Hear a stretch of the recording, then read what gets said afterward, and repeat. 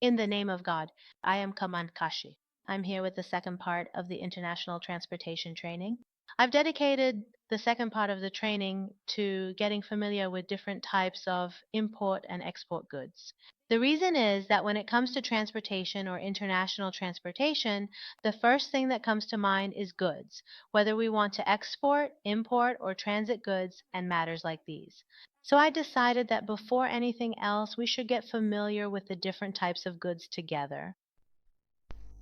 Imported and exported goods are divided into three categories: permitted goods, conditionally permitted goods, and prohibited goods, each of which we will explain in detail in the following slides.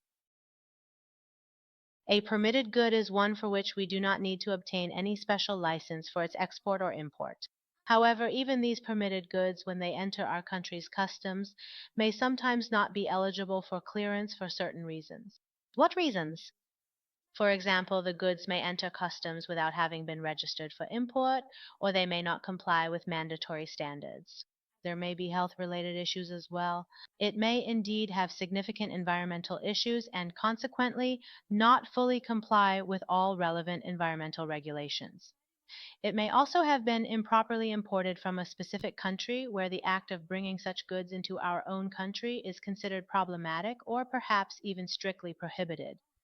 Alternatively, it may have been manufactured in a particular country from which importing any goods is currently banned for us. Or furthermore, there may be certain distinctive markings or clear signs on the product's packaging regarding the original manufacturer that cause us to seriously doubt or become genuinely uncertain about the true origin of these particular goods. And finally, the last case is when there are symbols, writings, or images on the packaging that are in conflict with religious, national, or cultural standards. If any of these issues arise, the goods will be held up in customs and cannot be cleared. At this point, the representative of the owner of the goods must go and take action to resolve the problem, in hopes of being able to release the goods from customs. Conditionally permitted goods or goods with conditional permission are those whose export or import requires obtaining approval or a permit from one or more government organizations. Why? Because in fact there are similar products to this item available domestically.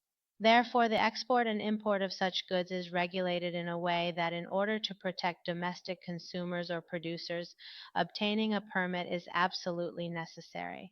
This permit must be obtained from the commercial sector or the Ministry of Industry, Mine and Trade.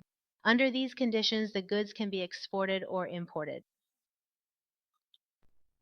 And finally, a prohibited good is one whose import and export is completely banned due to national interest, Islamic considerations, or legal issues.